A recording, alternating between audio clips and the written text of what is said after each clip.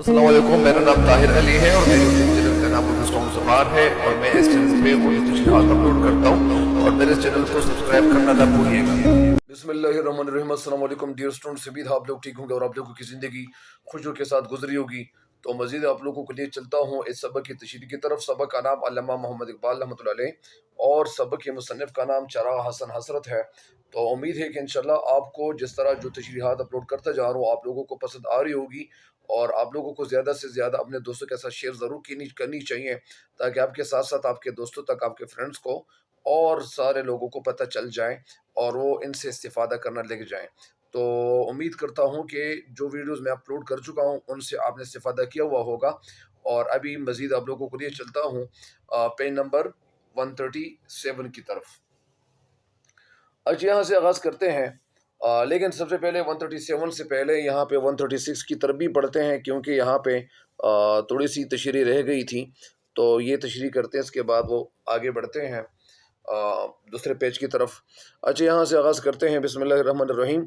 उनसे जो लोग मिलने आते थे, मतलब किन के साथ, मतलब अल्लामा इकबाल रहमतुल्लाह के साथ जो लोग मिलने आते थे उनमें कुछ तो रोज़ के आने वाले थे, उनमें कुछ तो रोज़ के आने वाले थे, मतलब रोज़ाना आते जाते थे, डेली रूटीन पे आ जाते थे।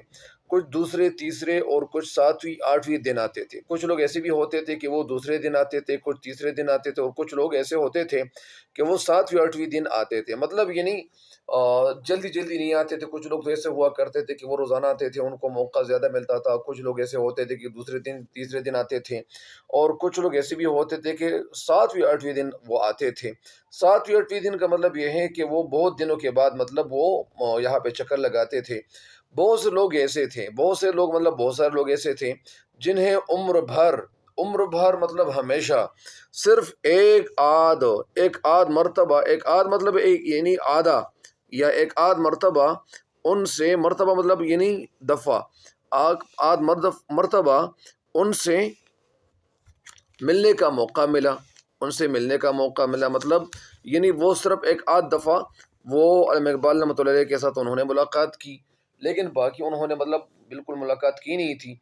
फिर भी उनके यहाँ हर वक्त मेला सा लगा रहता था। मेला मतलब मेला वो जगह होती है जहाँ पे लोग मिलते हैं, चाहे वहाँ पे मुख्तलिफ़ चीज़ें मिलती हैं, खाने पीने की चीज़ें की मिलती हैं, उसको भी मेला कहते हैं।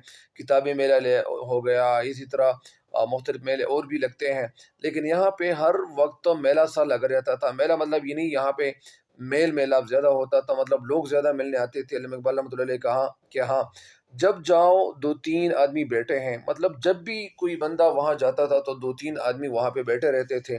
कोई सिफारिश कराने आया है, कोई किसी शेर के मानी पूछ रहा है। शेर के मानी मतलब यानी वो शेर के मानी इसलिए पूछते थे कि इस शेर को मैं यानी आपने किस मौके पे ये कहा हुआ है और ये किस इसका बैकग्राउंड क्या है। तो ज़ाहिरी बात है कि लोग उनके पास आते थे और वो बैकग्राउंड बैकग्राउंड पस मंज़र उनसे पूछने के लिए आते थे। ज़ाहिरी बात है कि उनकी शायरी जो है वो इतनी मामूली शायरी नहीं है। अल्लामा इकबाल मतलब हमारे एक ऐसे शायर है कि उनके लिए बेहद मुताला करने की ज़रूरत होती है और इसके बावजूद मतलब समझ आना थोड़ा सा मुश्किल हो जाता है, लिहाजा बहुत ज़्यादा मुताला करने की ज़रूरत होती है। तो इसी वजह से बहुत सारे लोग उनके पास आते थे। तो किसी ने आते ही सियासियात के मुतालिक बहस छेड़ दी। सियासियात मतलब सियासत, यानी मुल्क की इंतज़ाम और चलाने के हवाले से उसको सियासत कहते हैं कि मुतालिक बहस छेड़ दी मतलब यानी बहस करना शुरू कर दिया। और कोई मज़हब के मुतालिक अपने शुकूक बयान कर रहा है और कोई बंदा ऐसा है कि वो मज़हब के हवाले से मतलब शुकूक, शक की जमा शुबहात, यानी वो शुकूक बयान कर रहा है, उनका कोई शक है किसी मजहबी हवाले से, तो लिहाजा वो उनके पास आए थे।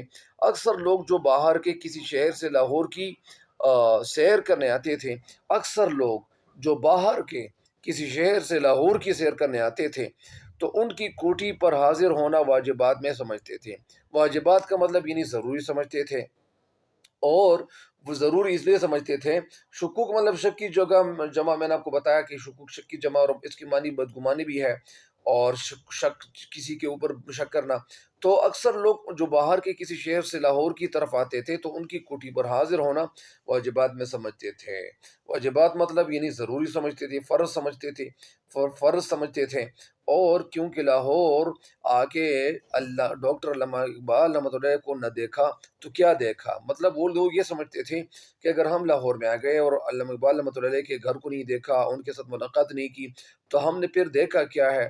ایسے لوگ بھی تھے جو ان کے نام کے ساتھ ڈاکٹر لکھا دیکھ کر ان سے علاج کرانے آ جاتے تھے، اور مطلب ان کا نام جو تھا وہ ڈاکٹر تھا۔ تو مطلب کچھ لوگ ایسے بھی آتے تھے کہ وہ مطلب ان کے نام کے ساتھ وہ ڈاکٹر کا لفظ سنتے تھے، اور ڈاکٹر کا لفظ سن کر وہ ان کے پاس آ جاتے تھے، علاج کرنے کے لیے آ جاتے تھے۔ ڈاکٹر کا ڈاکٹر کی جو معنی ہے اردو میں تو وہ معالج ہے، علاج کرنے والے کو معالج کہتے ہیں۔ تو لہٰذا لوگ مطلب علاج کرنے کے لیے آتے تھے، ان کو تو نہیں پتہ ہوتا تھا کہ یہ مطلب کون سا ڈاکٹر ہے۔ چنانچہ ایک مرتبہ ایک شخص ان سے دانت نکلوانے چلایا تھا، مطلب یہ تو پی ایچ ڈی ڈاکٹر تھے، انہوں نے تو پی ایچ ڈی کی تھی۔ چنانچہ ایک مرتبہ ایک شخص ان سے دانت نکلوانے چلایا تھا، مطلب وہ سوچ سمجھ رہے تھے کہ یہاں پہ مطلب ٹیتھ مطلب نکالنے کی جگہ ہے، یہاں پہ مطلب ڈاکٹر ہے، اور لہٰذا یعنی یہ مطلب دانت نکلوانے کے لیے ان کے پاس آیا تھا۔ جب اسے معلوم ہوا ڈاکٹر اقبال رحمۃ اللہ علیہ علاج کرنا نہیں جانتے تو وہ بہت حیران ہوا اور کہنے لگا کہ یہ کیسے ڈاکٹر ہے جنہیں دانت نکالنا بھی نہیں آتا۔ بہت سے لوگ ایسے بھی ہیں جنہیں علامہ اقبال رحمۃ اللہ علیہ سے ملنے اور ان کی باتیں سننے کا اشتیاق عمر بھر رہا۔ اشتیاق کا مطلب شوق، مگر ان کی خدمت میں حاضر ہونے کی جرت نہ ہوئی، مطلب ان کے ذہن میں مطلب ایسی جرت پیدا نہ ہوئی۔ جرت کے تو کئی معنی ہے، بہادری بھی ہے، دلیری بھی ہے، اور مطلب کسی کے اندر مطلب یہ حوصلہ پیدا نہیں ہوا۔ جرت مطلب کسی کے اندر حوصلہ پیدا نہیں ہوا، یہ لفظ اصل میں حوصلہ ہے، زیادہ تر لوگ حوصلہ پڑھتے ہیں لیکن یہ حوصلہ ہے۔ تو کسی کے اندر جرت پیدا نہ ہوئی، اس کی وجہ یہ تھی کہ لوگوں کو ان کی طبیعت کا حال معلوم نہیں تھا۔ اس کی وجہ کیا تھی؟ یعنی وجہ یہ تھی کہ ان لوگوں کو ان کی طبیعت کا حال معلوم نہیں تھا، مطلب وہ ان کے مزاج سے واقف نہیں تھے، ان کو نہیں پتا تھا کہ ان کا مزاج کیسا ہوگا۔ وہ ان کی عظمت کے ذکر اذکار سن کر ان کے نام کے ساتھ سر جیسا پرروب خطاب دیکھ کر دل میں سمجھتے تھے۔ وہ ان کی عظمت کے ذکر اذکار، عظمت بلندی کو کہتے ہیں، بڑائی کو کہتے ہیں۔ ذکر اذکار مطلب یعنی ذکر کرنا، تذکرہ کرنا، تو ان کے حوالے سے جب کوئی تذکرہ کرتے تھے، ذکر اذکار کرتے تھے تو اس کی طرف اشارہ ہے۔